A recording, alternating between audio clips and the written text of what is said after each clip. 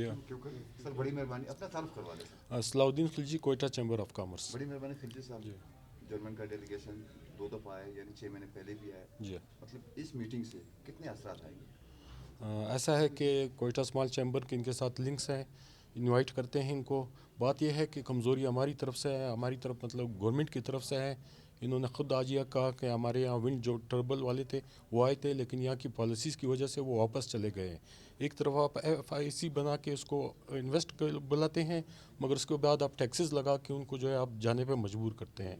Chairman वली ख़ान ने उनको यही ऑफ़र की कि आप आएँ हमारे साथ जॉइंट वेंचर करें।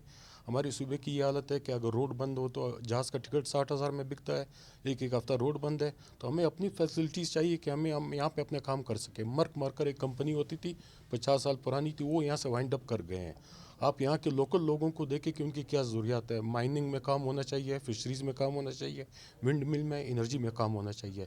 तो अगर चैम्बर एक काम करे तो गवर्नमेंट को चाहिए इसको अप्रिशिएट करे, बोर्ड ऑफ डायरेक्टर्स में इनके लोग डालें, हमारे लोग डालें, कॉर्पोरेट सेक्टर के, बजाय इसके कि आप ऐसे गैर मुंतखब लोगों को आगे कर रहे हैं जिनको ना कारोबार का पता है ना उनको ग्राउंड रियल्टीज़ का पता है। तो मेरा ख्याल है कि गवर्नमेंट को इस इनिशिएटिव को आगे बढ़ाना चाहिए। Thank you. मैं समझता हूँ कि विंड टर्बाइन की आपने जो बात की वो बड़ा ही तकरीबन साबित होगा। बलूचिस्तान के ऐसे ऐसे इलाके भी है जहाँ पे विंड तकरीबन समझो साल चलती रहती है। इसके हवाले से कोई पेशरफ होगी आप लोग की तरफ से? इसमें यह है कि हमारे जो लसबेला का एरिया है तकरीबन 1000 किलोमीटर पे दुनिया का बेस्ट एरिया है कि वहाँ से आप विंड टर्बाइन मिल में आप इलेक्ट्रिसिटी पैदा कर सकते हैं।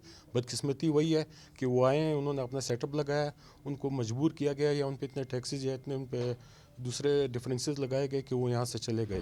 दुनिया में अगर कहीं इस टाइम सस्ती बिजली है तो वो विंड टर्बल से मिल सकती है। आप इससे अगर फ़ायदा ना उठाना चाहे वो अलग बात है। यहाँ पे लोकल इन्वेस्टर बैठे हुए हैं, वो तैयार है। आप ज़रा उनकी हौसला अफजाई करें तो इंशाल्लाह जो आपके बिजली के जो अरबों रुपए के आप प्राइवेट कैपेसिटी में दे रहे हैं लोगों को, वो आपके लिए ईजी हो जाएंगे ये चीज़। Thank you sir. Thank you.